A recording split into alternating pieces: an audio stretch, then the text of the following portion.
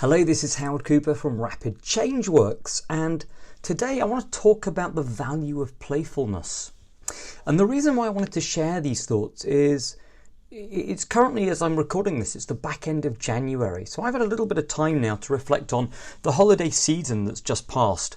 And, the holiday season, it's a time where often we have grown adults and we sit around the table together, we pull crackers, we wear coloured paper hats, and you almost give, adults give themselves permission almost to become a little more playful and to become a kid again.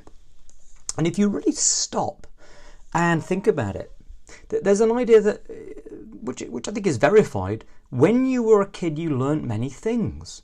During the early years of your life you'll double in size. You learn to walk, you learn to talk, you learn to read, to write. These are all skills that stayed with you for the rest of your life. But if you really consider the learning attitude that you had, you didn't learn, you had a kind of a playful nature and assimilated knowledge. And there was very little self-judgment. So if you consider, you're not a 1.5-year-old trying to learn to walk, and if you fail a few times, you don't berate yourself for being a terrible human being and decide that maybe walking's just not for me. You just keep going, and it all seems like a game. It seems playful. The thought, or the giving up thought, never even crossed your mind. And this is interesting because I have a wish for all of us. And I wish very deeply that more people embrace a sense of silliness, a sense of nonsense, a sense of fun, not because it's Christmas, or not because it's your birthday, or not because you had a good day at work, but just because. I remember as a kid going in to school, and one time we were watching little eggs hatch into chicks, and it was the most amazing thing I've ever seen. It was new. It was incredible. But now, as an adult, there's a tendency to see those amazing things, kind of forget just how amazing they are.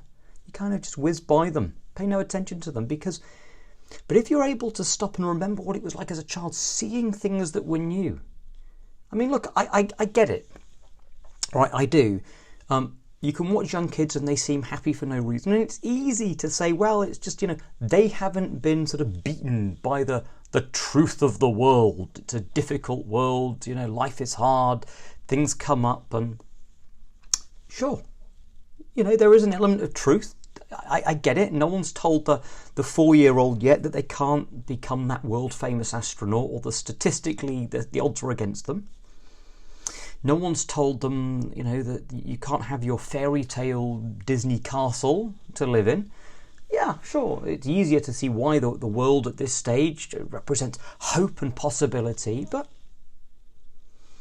I think if we can really begin to connect, and I think therapeutically as well, a lot of my work is around this, helping people to connect with that spark of kind of seeing the world through the eyes of that child again. That little part of you that does remain hopeful. It does be happy just because, then people tend to get and feel a lot better. I think, look, people can grow up, we can take more and more about the world for granted, and then when we do that, we kind of crave ever increasingly impressive things are needed in order for us to connect with some sort of feeling of joy and excitement.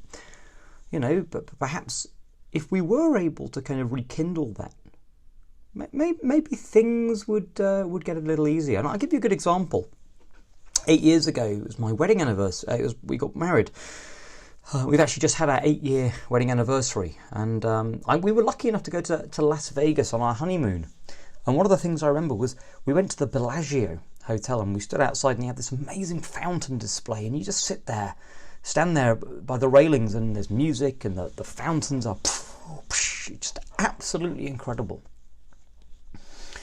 But you know what? I also, at the same time as being amazed by that, I was taken back. In my mind, I remembered being a kid, probably about 8 years old, 7 or 8, and realising that I could squirt water out my tap at home if I placed my thumb over the tap, and it would spray water across the other side of the room. Now, I'm not suggesting that's a good thing to do. My mum went ballistic. But the excitement I felt from seeing water squirt across the bathroom floor out of my tap, wow! That was equal to the feeling I got with the Bellagio. But you know what? It's a little easier to feel good if that's all it takes. I was in the supermarket the other day, and I witnessed a little conversation between a 5-year-old and his dad, and the 5-year-old, like, just totally at random, nothing seemed to prompt it, just turned to his dad and suddenly went, "Huh, I had the best cheese sandwich earlier. It was amazing." Isn't that cool? Like, if people can feel good about eating a cheese sandwich, and that's all they need to feel good, then you know what? You'd never be miserable again. I'm convinced that one of the things that perpetuates people's psychological suffering is that they take themselves and their own story too seriously. So if you can, begin to examine what story you tell yourself, and can you connect with one that's rekindles that idea of inner childhood, inner playfulness. Embrace more nonsense. Develop the skill of seeing the world through more youthful eyes. Then maybe, just maybe, things can change for the better. As always, if you want to see more of these, subscribe to the channel, hit the bell so that you're notified as to when, and drop your comments below. It'd be great to hear from you all. All the best.